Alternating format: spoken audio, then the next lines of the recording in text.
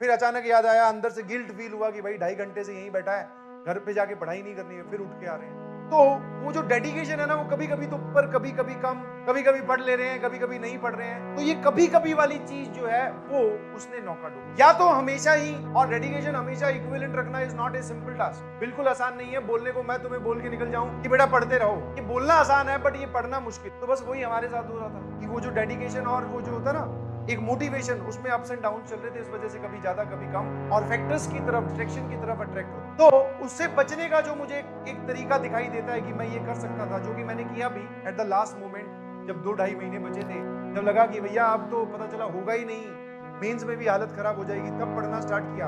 और सिर्फ एक ही तरीका था कि कीप योर सेल्फ इन्वॉल्व, अपने आप को इन्वॉल्व रखिए। जैसे ही आप थोड़ा सा मौका दोगे अपने दिमाग को, वो जरूर उस तरफ जाए, चाहे वो आपका दिमाग है, चाहे आपसे बड़ा, मैं थोड़ा सा उम्र में बड़ा हूं, तो चाहे मेरा दिमाग। अब मैं पढ़ा रहा हूं, देखो ये लास्ट के 1.5-2 घंटे मैंने पढ़ाया, कहीं नहीं दिमाग इन सवालों पे ही था।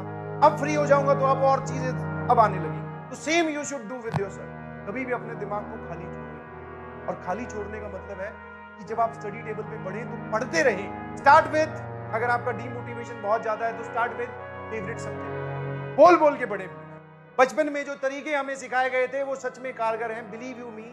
बोल बोल के पढ़ें कि इस सर्कल में ये पॉइंट दे रखा है, इस लाइन से ये वाली इक्वेशन निकल रही है, तो इस पॉइंट को कैसे निकालूंगा। बोलते रहें, आपका दिमाग चाहते हुए भी स्टडी टेबल से बाहर नहीं भाग पाएगा, क्योंकि एक बार वो 1 सेकंड ही होता है। इनफैक्ट 1 सेकंड भी बहुत ज्यादा बोल रहा हूं, 1 माइक्रो सेकंड ही होता है जब वो वहां से अपनी जगह छोड़ के कहीं और डिस्ट्रैक्शन की तरफ चला जाता है, और फिर हम उसके पीछे पीछे लग जाते हैं, है ना? समझे कि नहीं समझे? तो वो मौका दे ही मत, बोल बोल के पढ़े, पढ़ते रहें। समझ में आया? आप सोच रहे हैं कि पहले हमारा मूड अच्छा होगा, हमें अच्छा लगेगा, तब हम पढ़ने बैठेंगे। नहीं, पहले पढ़ने बैठो, पढ़ते ही जाओ, मूड और रैंक दोनों ही अच्छी हो जाएगी। ये है लॉजिक। समझ में आया कि नहीं समझ में? Yes yes yes.